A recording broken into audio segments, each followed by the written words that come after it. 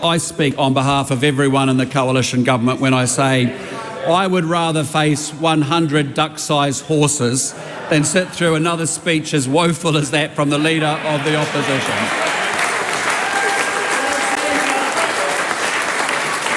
I have to say, I haven't seen Labour MPs struggle that much to get through something since Aisha Verrall took up singing. And Mr Speaker, I think Chris Hipkins went to bed last night, he put on the Spider-Man pyjamas, he woke up this morning thinking he'd be a great left-wing hero, and all we got was the same old negativity, the constant, the relentless, the joyless talking down of New Zealand that we've come to expect from the Labour Party. And I have to say, I think it's very clear and obvious now that, officially speaking, the 2026 Labour Party are the laziest opposition in the history of New Zealand, because all they're doing is doing some TikToks and some singing about ducks, for God's sake.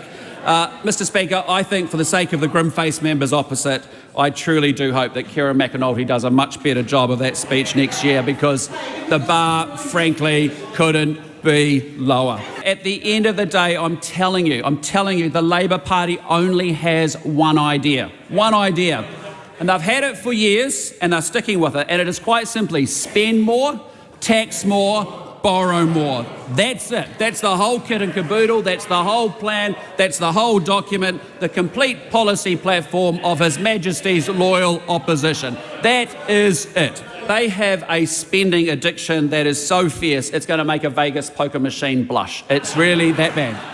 And if you ask them, how are they going to pay for just one of these sort of harebrained policies I've had called the Future Fund?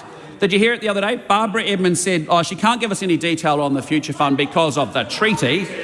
But I think even worse was actually Chris Septic said they can't give you any details because Kiwis just don't care. That's a pretty pessimistic view of the world. First, they're going to tax your house. Then they're going to tax your business, then they're going to tax your KiwiSaver, and then everything else.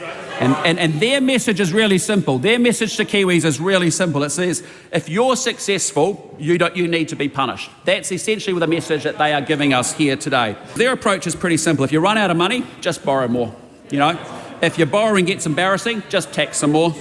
And if anyone dares to point out that spending more, taxing more, borrowing more is not actually an economic strategy, well, just remember Kiwis don't care, right? That's what it's about. If you can't produce abundant, affordable energy independently, you do not have a national security. You do not have economic security, full stop. It's that simple. But I'm telling you, the oil and gas ban was the most economically reckless decision ever made that anyone from a New Zealand government. It was a disaster for working people. It was a disaster for manufacturers. It was a disaster for energy security. It was don't care-onomics in action, a feel-good decision made without thought to the real cost to real Kiwis. And if there's just one thing that Labour and Green MPs could do, it would be to help Kiwis, it would be to drop their commitment to reintroduce that ban. Just one thing. Do one thing. And I want to say a challenge to the members opposite from Labour, the Greens and Te Pāti Māori, because when you're going to head out into regional New Zealand for the first time since the last election to try and make the case for why people should vote for you, you need to be real straight with them. You need to be straight about the failed policies of that last government and what that did to our manufacturing sector.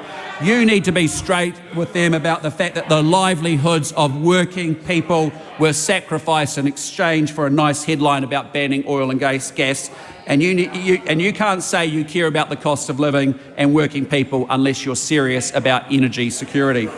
Now, Mr Speaker, it didn't get much pickup, but there was a really excellent piece by Harriet Lawton in the Post, which uncovered more detail on Labour's GP policy.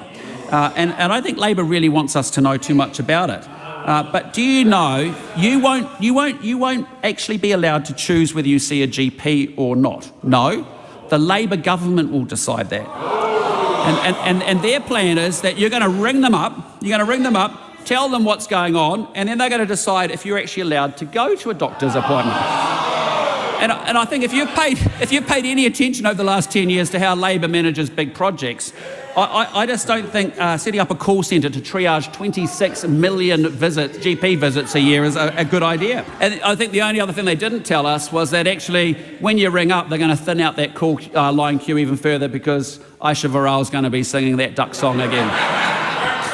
On that side of the House, they believe in repealing 3 strikes. They believe in abolishing prisons and defunding the police. But I've got to tell you, on this side of the House, we have a coalition government. It is the government of law and order. And we believe the rights of victims come ahead of the rights of offenders each and every day. We make no apology for that. There are politicians in this House who think that the answer to each and every problem is quite simply to spend more, tax more, borrow more. They think spending your way out of a cost of living crisis, borrow your way through a fuel shock, tax your way to growth. Well, I'm telling you, it's not a plan, it's an addiction. And like all addiction, it feels fine until the bill arrives, and the bill always arrives.